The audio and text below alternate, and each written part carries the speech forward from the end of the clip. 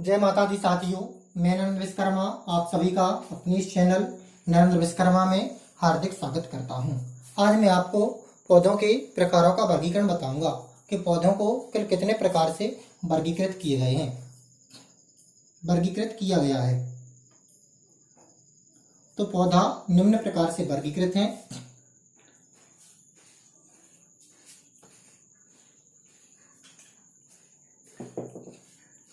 पहले पौधा होते हैं आकार के आधार पर पौधों का वर्गीकरण किसके आधार पर सबसे पहले किया गया? आकार के आधार पर।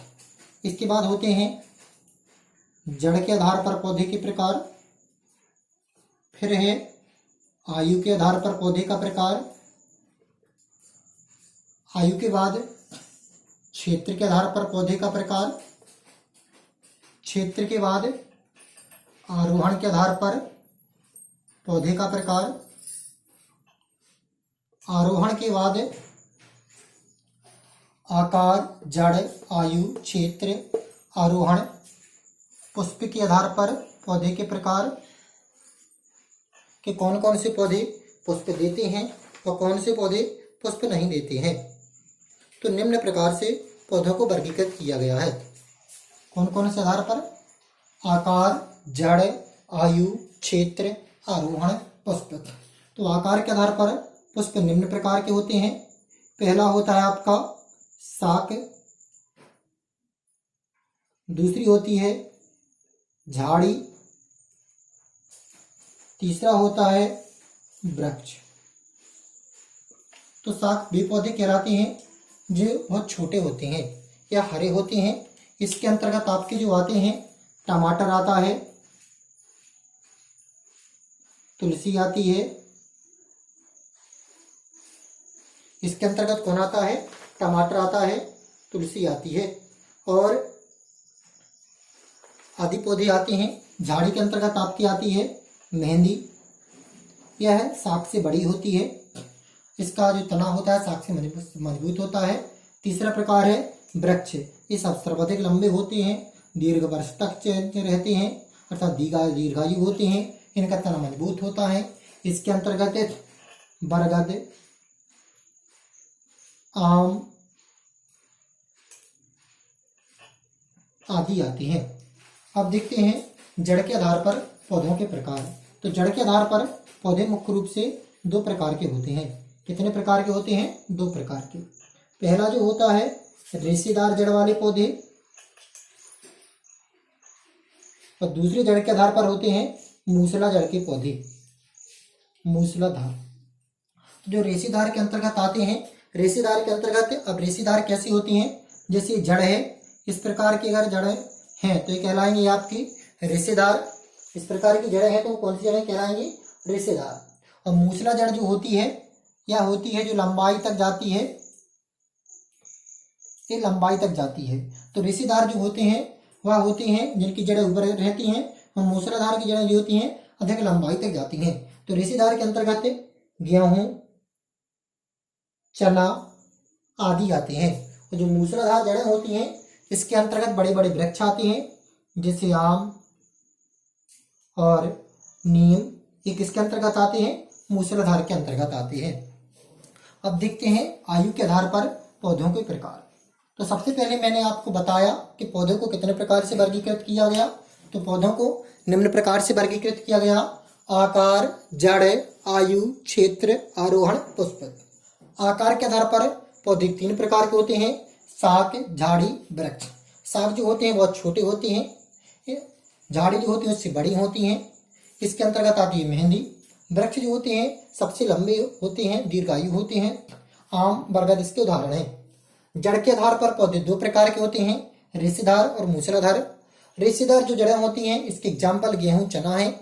मूसलाधार जो जड़ें होती हैं ये अधिक लंबाई तक जाती हैं, शाखित होती हैं। इसके अंतर्गत आम और नीम आती है।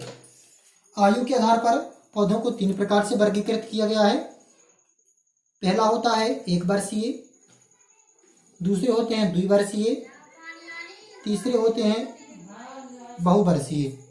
तो आयु के आधार पर पौधे कितने प्रकार के होते हैं? तीन प्रकार के: एक वर्षीय, द्विवर्षीय और बहुवर्षीय। एक वर्षीय पौधे वो कहलाते हैं जो एक वर्ष में उनका जीवन काल कितना होता है, 1 वर्ष का। जीवन काल क्या होता है, 1 वर्ष का। इसके अंतर्गत जो आते हैं आपके मक्का, गेहूं आते हैं जो द्विवर्षीय होते हैं, यह 2 वर्ष तक चलते हैं। इसके अंतर्गत आपकी प्याज आती है जो बहुवर्षीय होते हैं, ये दीर्घायु होते हैं, लंबे समय तक चलते हैं। इसके अंतर्गत आपका बरगद आता है। अब देखते हैं क्षेत्र के आधार पर पौधों के प्रकार। तो क्षेत्र के आधार पर पौधों के निम्न प्रकार होते हैं। पहला होता है लवणोद्भिद, दूसरा होता है जलोद्भिद, तीसरा होता है मरूद्भिद। लवणोद्भिद पौधे हैं जो लवण में उत्पन्न होते हैं। इसके अंतर्गत आपका आता है घटपर्णी आता है। यह ऐसे स्थानों पर होते हैं जहां पर नाइट्रोजन की कमी होती है। जलोद्भिद पौधे भी होते हैं जो जल में उगते हैं। इसके अंतर्गत आपका कमल आता है। मरूद्भिद पौधे भी होते हैं जो समतल भूमि में उगते हैं।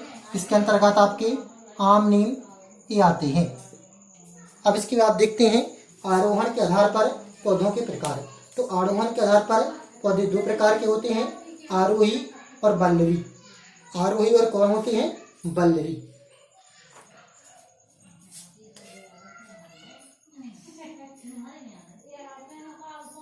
पहला क्या होता है, आरोही, और दूसरा होता है बल्लरी। तो जो आरोही पौधे वे पौधे होते हैं जो किसी का सहारा लेकर ऊपर की ओर बढ़ते हैं। कैसे बढ़ते हैं, ऊपर की ओर। ये दोनों अपने खुद के से नहीं चल सकते हैं, किसी के सहारा से ऊपर जाते हैं। इसके अंतर्गत आपका करेला का पौधा आता है। कौन आता है, करेला।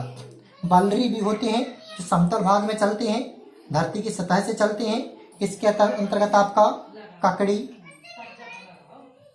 इसके अंतर्गत आपका क्या आता है, ककड़ी आता है। सॉरी, ये मिस्टेक हो गई, ककड़ी सहारा लेकर चलती है। तो ये आती है आपकी आरोही के अंतर्गत, करेला और ककड़ी। करेला और ककड़ी किसके अंतर्गत आती है, आपकी आरोही के अंतर्गत। बल्लरी के अंतर्गत आती है दूब घास और पुदीना। कौन आती है, दूब घास और पुदीना। अब इसके बाद देखते हैं पुष्प के आधार पर पौधे। तो पुष्प के आधार पर पौधे को 2 प्रकार से वर्गीकृत किया गया है। पहला होता है पुष्पीय और दूसरा होता है अपुष्पीय। पहला क्या होता है, पुष्पीय, और दूसरा होता है अपुष्पीय। पुष्पीय पौधे जो होते हैं वह पुष्प देते हैं। अपुष्पीय पौधे जो होते हैं वह पुष्प नहीं देते हैं। पुष्पीय पौधे के अंतर्गत आपका कमल, गेंदा। अपुष्पीय के अंतर्गत आपका मोरपंखी आता है। क्या आता है, मोरपंखी। तो यहाँ के आपके पौधों के विभिन्न प्रकार। तो देखें, पौधों के मुख्य रूप से निम्न प्रकार होते हैं। पौधों को मुख्य रूप से निम्न आधार पर वर्गीकृत किया गया है: आकार, जड़, आयु, क्षेत्र, आरोहण, पुष्पीय। आकार के आधार पर 3 प्रकार के, शाक, झाड़ी, वृक्ष। जड़ के आधार पर 2 प्रकार के, रेशेदार और मूसलाधार। आयु के आधार पर 3 प्रकार के, 1 वर्षीय, द्विवर्षीय और बहुवर्षीय। क्षेत्र के आधार पर निम्न प्रकार के होते हैं: लवणोद्भिद, जलोद्भिद, मरूद्भिद, समूद्भिद।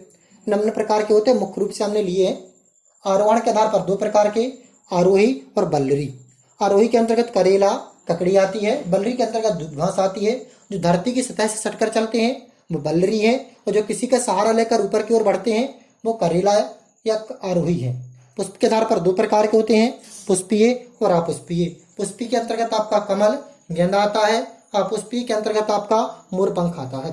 पुष्पीय पौधे वो पौधे कहलाते हैं जो पुष्प देते हैं। अपुष्पीय पौधे वे कहलाते हैं जो पुष्प नहीं देते हैं। यदि आपको जानकारी अच्छी लगी हो तो इस चैनल को सब्सक्राइब करें और इस वीडियो को लाइक करें। जय माता दी साथियों।